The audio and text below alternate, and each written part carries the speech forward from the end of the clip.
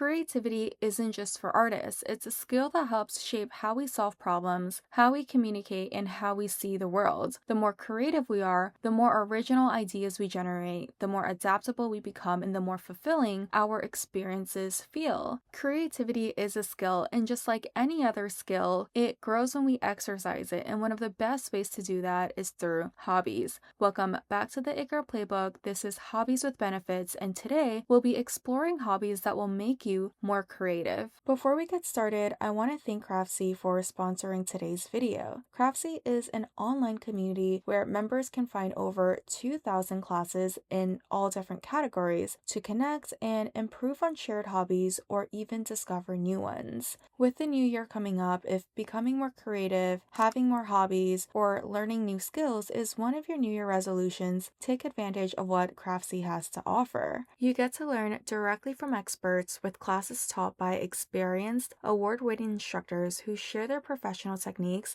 to help you get really good at the craft that you're working on. There's helpful, downloadable resources available to make learning even easier, and the best part is the flexibility. You can watch these classes anywhere you want and on your own time. The first 1,000 people to use my link in the video description below will get a full year of premium membership to Craftsy for only $1.49. This offer is valid for new members only, and so whether you have a personal goal or a New Year's resolution around hobbies, learning a new skill, or improving a craft, Craftsy can be such an incredible tool in helping you achieve it. Starting with hobby number 1, reading.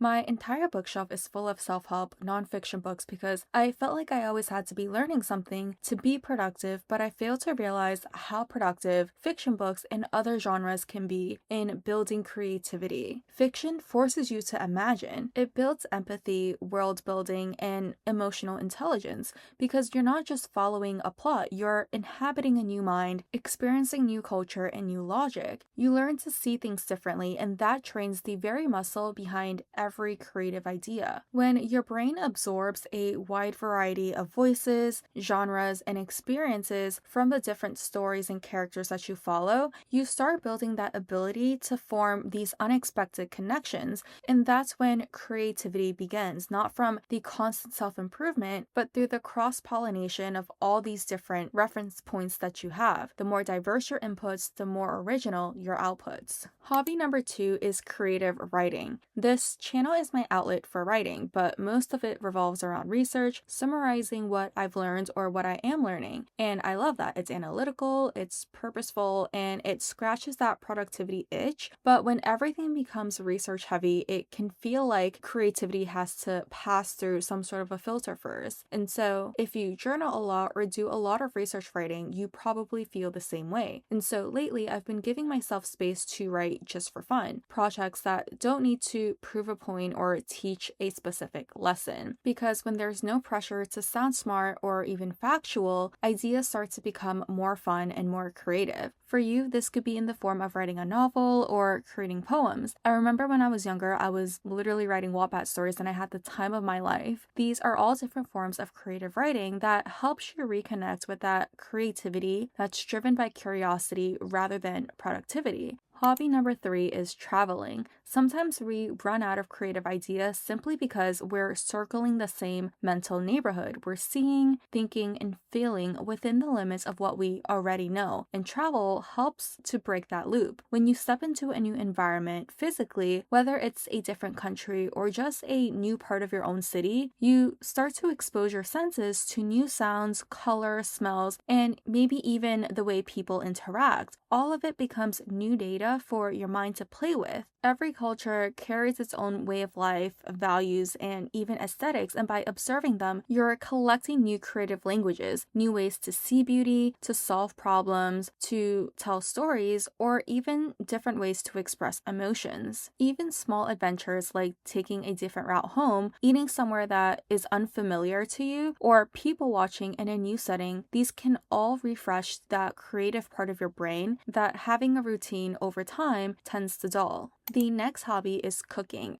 I feel like the kitchen is such a fun way to explore your creativity because every experimentation ends with a meal. It reminds me of Ratatouille, where cooking feels like art, science, and play all at once. You get to experiment with different flavors, different textures, maybe even colors. You're building creativity not only in making the dish itself, but also in the presentation of it. You're also not just building your creativity in the idea of dish, it's fully immersive in the sense that it involves your senses as well. You learn balance when something needs contrast, when it needs restraint, or when it needs a little extra zest. And like any creative process, you learn through tasting, through failing, and trying again. It's also one of those things where the product of the labor is a lot more immediate in comparison to other hobbies like gardening, where plants take an entire season to grow, or even reading, where an average book can take a week to finish. You create something with your hands, you share it, and you experience it in real time, and the experimentation ends with a meal that hopefully tastes good. The next hobby is drawing or painting. There's something so meditative about art and the process of translating an idea into a visual form. They say that a picture can speak 1,000 words, but the process of creating a visual that can represent those 1,000 words truly requires a lot of creativity. Drawing and painting, it trains you to see, not just look. You're noticing patterns, shadows, color relationships, color psychology, and just overall details that you'd usually overlook. It sharpens your visual imagination and teaches you how to turn thoughts and emotions into something more tangible. When you draw, you're practicing metaphor without words. You learn to express an idea through shape, through texture, or color. The art of saying something without saying it. That kind of thinking builds a bridge between logic and intuition, between concept and feeling. In that process itself, it rewires how you think creatively. It's not about being quote unquote good at art, because if you think about drawing or painting, it's so easy to replicate something. But art in itself, it's about learning to observe, learning to interpret, and learning to play visually. Each brushstroke or each pencil line shares a new perspective and embodies a new possibility. The next hobby is upcycling projects. There's something so satisfying about taking something old, maybe forgotten or even out of style, and turning it into something new. Upcycling is creativity in its most hands-on form. You start to see clothes not for what they are, but what they could be. You can upcycle just about anything from fashion to home decor to even furniture. Some people even upcycle everyday things into jewelry. My friend has a collection of vintage designer that was passed on to her, where the material is still too good to throw away, but it just doesn't fit her the way that she wants. And so this hobby allows her to really get the most out of her creativity. It teaches resourcefulness, how to work with limitations, how to find beauty in what's already there, and how to imagine beyond the current piece at hand. There's also this quiet kind of pride that comes from wearing something that you know only exists in this world because you made it that way. The next hobby is perfume crafting or even candle making. There's a unique kind of creativity in working with scent. Perfumery and candle making, it trains your olfactory imagination, or that ability to think in smells in the way that I think a musician would think about notes. Each scent is a character, a mood, a story, and learning how to combine them is like being able to compose art but with smell. You learn to experiment, to adjust, and to layer, and you notice how tiny shifts has the ability to change the overall effect. It's a hobby that allows you to be present but also imaginative, observant but also playful, all at once. And what's so significant about scent is how it connects with memory and emotion. A particular combination of scents has the ability to evoke nostalgia, excitement, calm, or even attraction, which really shows how creativity can be beyond just intellectual. You're learning to express feeling and atmosphere through scent, which really shows you that creativity, it really isn't limited to what you see or what you write. And with scent psychology being a very real thing, you build that ability to influence the impressions you can make. By combining and layering different notes, it not only builds your creativity, but also your influence through your ability to influence emotion and the different senses. The next hobby is puzzle solving. People go to the gym to train their physical muscles, but puzzle solving is like a workout for your brain's creative muscles. Whether it's an escape room, a crossword, or a logic puzzle, you're forced to think in non-linear ways, to see patterns, to spot connections, and solve problems under constraints, especially if you're on a time limit or you only have a certain number of moves. There's something exhilarating about being given a limited set of tools or information and figuring out how to make them work together. It teaches you that creativity isn't about starting from scratch. Often it's about seeing what's already there in a new way. Puzzle solving, it also strengthens your patience and adaptability. Not every idea will work, and sometimes the solution comes from approaching the problem backwards, sideways, or in a completely unexpected way. It's a playful reminder that constraints aren't necessarily barriers, but they're opportunities to experiment, to reiterate, and to think differently. And that skill in itself can carry over into every other aspect of your life and bring so much value. The next hobby is getting into philosophy, whether it's through discussions or journaling. Philosophy, it teaches you to slow down and question the assumptions that you often take for granted. Whichever form that you decide to pursue, whether it be journaling or through discussions, it really challenges you to explore ideas that don't have simple answers, and that's the beauty of it. It's to confront complexity and being able to embrace it. Engaging in philosophical questions, even small everyday ones, trains you to construct meaning from the abstract, to see beyond surface level explanations, and to articulate thoughts that aren't immediately obvious. And if you choose to write your reflections in a journal, it can really help amplify that effect because it forces your mind to organize, to clarify, and to wrestle with ideas in ways that a verbal conversation alone cannot. I feel like philosophy, it nurtures a certain kind of creative discipline because it encourages you to explore those unconventional perspectives and to entertain contradictions and to generate insight that feel original because they come from deep thinking rather than observations. It's less about finding the quote-unquote right answer and more about just learning to think expansively and critically, skills that directly feed creative work in every other domain. The next hobby is hosting, whether it's dinner parties, game nights, or holiday events. Hosting really isn't just about food or games. Just planning for the event, you take on literally the entire role of an event planner. Because when you plan a dinner party or even something as simple as a game night, you're designing an actual experience. The atmosphere, the pacing, the interactions, the surprises. You're orchestrating a space where people can feel comfortable and have a good time. During the actual event, it teaches you how to read everyone's energy, how to anticipate needs, and create moments that can spark certain types of connections. Small details like a playlist, a lighting choice, or a specific type of game can transform a gathering from ordinary to something that is so memorable that decades down the line, people still recall memories from your dinner parties and game nights. Hosting really trains both sides of that muscle of creative planning prior to the event and during the event, how to think on your feet when things don't necessarily go as planned. The next hobby is yoga. Yoga, it really isn't just an exercise. It's a practice of awareness and being in the flow. As you move through poses and focus on breath, you develop this certain type of concentration and a deep connection to your body. And that physical awareness often mirrors mental awareness, creating a space where ideas can surface naturally. Many creative breakthroughs happen during movement when your mind isn't forced but your body is engaged. Yoga teaches you patience and presence, reminding you that creativity, it isn't always about pushing harder. Sometimes it's about creating conditions for your mind to wander, to explore, and to connect the dots. Stretching or even going on a hawk or walk can be a really good alternative. I always find it the most calming when I do it without music or listening to a podcast. Just let your mind wander and let it surprise you with where it chooses to go. We've explored several hobbies today. Some may give you a new idea, while others may encourage you to pick up an old hobby to help you become more creative. When choosing a hobby, there is something important to keep in mind. There are two main modes of creativity. One type of creativity is constraint-driven. This is the kind of creativity that thrives under pressure or limitation. You're short on resources, and so you learn to make do with what you have. There's incredible value in that. Next is flow-driven creativity. This is the kind that arrives when your mind is relaxed. If you've ever experienced what felt like a creative enlightenment in the shower, you get it. This is born out of abundance, and neurologically, this is the subconscious integrating everything that you've ever thought of and just quote-unquote connecting the dots. Both both modes feed into each other, because without constraint, creativity can become vague and lazy, but without rest, it can become too narrow and rigid. And so when choosing a hobby, it can help to reflect on which mode that you want to work on. Maybe you've been in a grind mode and need something relaxing, or maybe you've been too comfortable and need something that challenges you. Either way, both forms of creativity feed into each other. And so with all of that being said, I hope that gives you a better direction on choosing and integrating a hobby that can benefit you. I'd love to hear what kind of hobbies that you have, but other than that, that's it for today. Thank you for tuning in. Be sure to check out the It Girl newsletter for episode recaps, to join in on the conversation and to help decide on what to explore next. I hope to see you in our next episode, and in the meantime, as always, stay hot. Bye!